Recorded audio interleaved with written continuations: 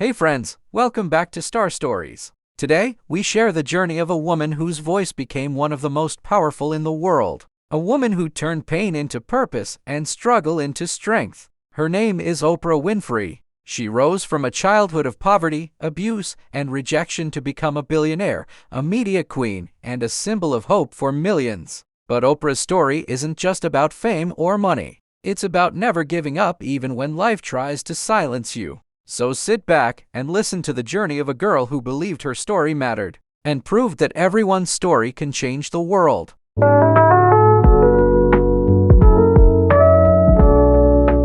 Oprah Gail Winfrey was born on January 29, 1954, in rural Mississippi, USA. Her early life was filled with hardship. She lived with her grandmother on a small farm, wearing dresses made from potato sacks and learning to read before she was 3 years old. Her grandmother taught her faith, love, and the power of words. But when Oprah moved to live with her mother, life became much harder. She faced abuse, pain, and loneliness no child should ever know. At just 14 years old, Oprah ran away from home. She gave birth to a baby boy who sadly died soon after. But that tragedy didn't destroy her, it made her stronger. She went to live with her father, Vernon Winfrey, in Nashville. He gave her structure, education, and a second chance at life. In school, Oprah's voice began to shine. She won speech contests, read poetry, and spoke with confidence that moved people. Even then, she dreamed of becoming someone who could make others feel seen, heard, and loved.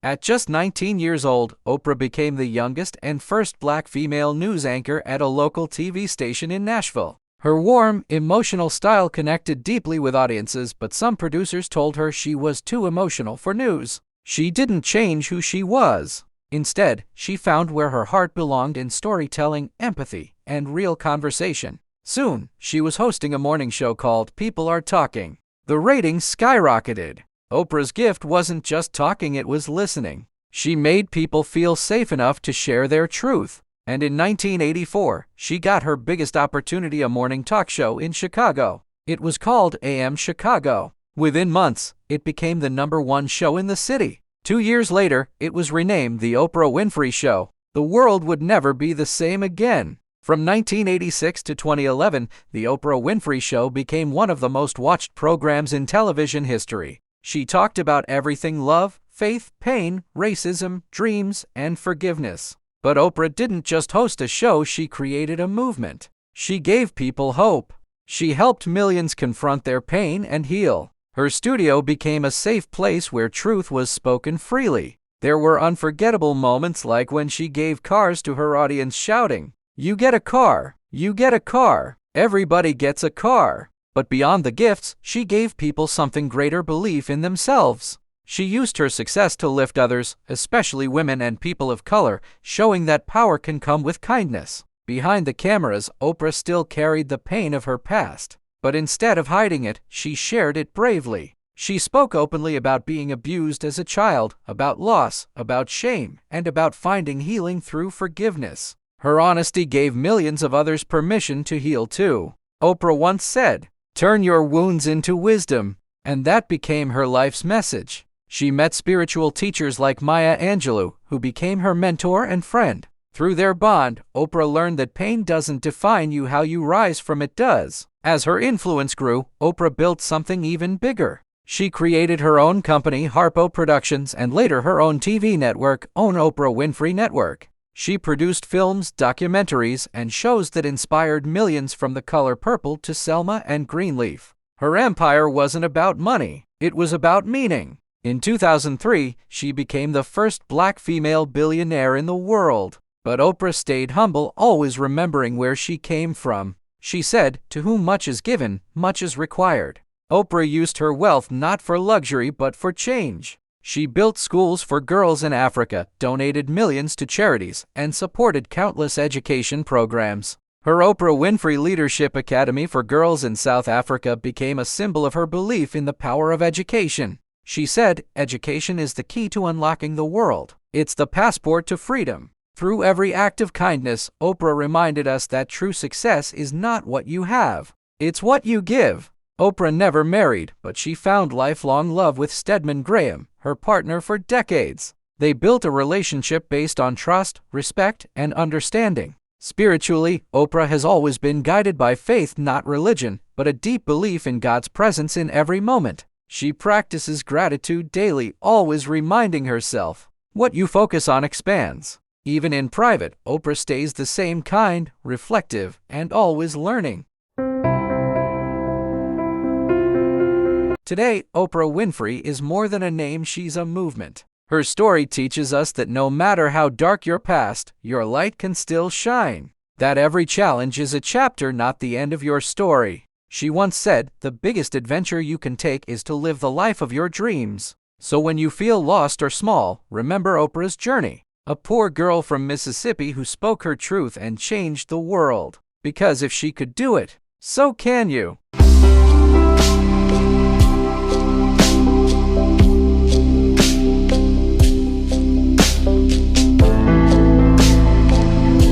All the mistakes I've made in my life, I've made because I was trying to please other people. Every one of them. There's not one that I've made because I did something because I really wanted to do this for myself. Every mistake I've ever made is because I went outside of myself to do something for somebody else that I should not have, to please them, just for the purpose of pleasing them. Not good. It is your job to make yourself whole. Not perfect, but whole and full. Your real work in life, your real work, is to fill yourself till your cup runneth over, so that you're never grasping and needy, clamoring and insecure. But you can live your life assured in your worthiness and your right to be here and to become the best version of yourself as a woman being. You've talked to everyone in the world who is successful. What would you say is the one common characteristic that you find gets people to where they want to go? The most important question is, the people get to where they want to go because they know where they want to go. Oh, wow. And most people don't know where they want to go. A lot of people are going and being driven by what they think they should do, right, what other people say they should do, what they have carried in their mind for a long time they should do. But the most important question you can ever ask yourself is, what do I really want? Wow. And the answer to that, once you can establish for yourself what the answer to that is, and have everything you do, every choice you make, move you in the direction of what you say your vision is. Right. Yeah. And when you do that, the forces of life rise up to meet you. The reason why most people have such chaotic lives is because they're living in chaos in their head.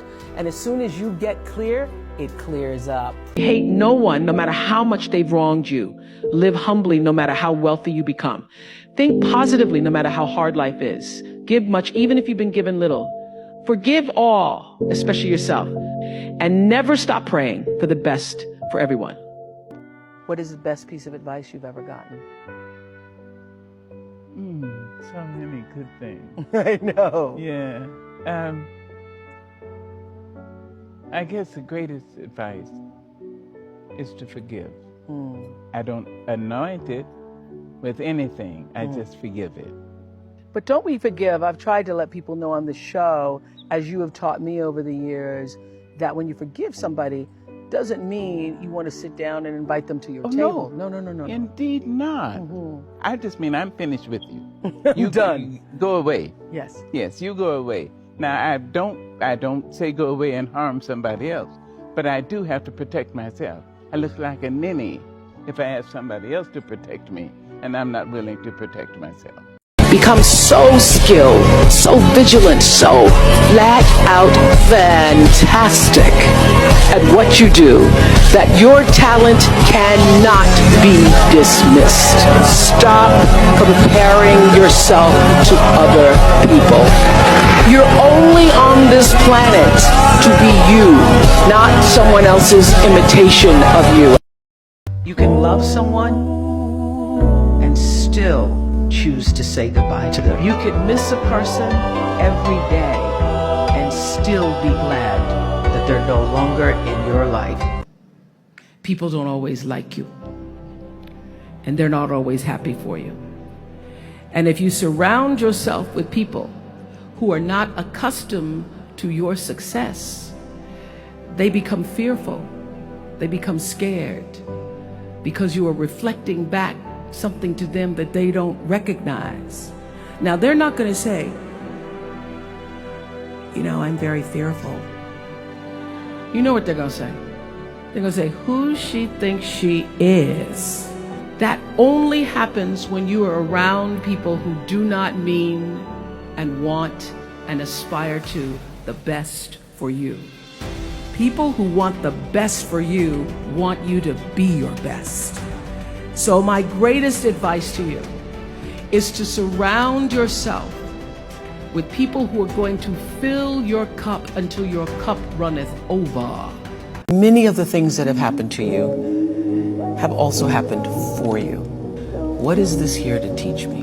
And how can I get that lesson as soon as possible? And this, I guarantee you, the moment you have the conscious realization of, oh, this is why this is here, showing up to allow me to see whatever that is in your life, it changes for you. The most important question you can ever ask yourself is, what do I really want? Wow. And the answer to that, once you can establish for yourself what the answer to that is, and have everything you do, every choice you make, move you in the direction of what you say your vision is. And when you do that, the forces of life rise up to meet you. The reason why most people have such chaotic lives is because they're living in chaos in their head. And as soon as you get clear, it clears up. If you have anybody in your life who is not happy for your happiness, that person ends up sucking your energy. That can also be spouses. So I ask you this question: do you think you would be where you are in your life, in your world, in your career, if you had remained married? I can say 150% absolutely not. Because this was a very smart guy, Yale-educated lawyer, former cop, really smart, very good-looking, all the good things. But for whatever reason, you know, being married to me was difficult for him. And I can remember very clearly a conversation when he said, I'll be glad when this Gayle King is over. And I thought, God, I want somebody that kind of likes this Gayle King. So when you think of that, no, I mean, I can remember whatever that is.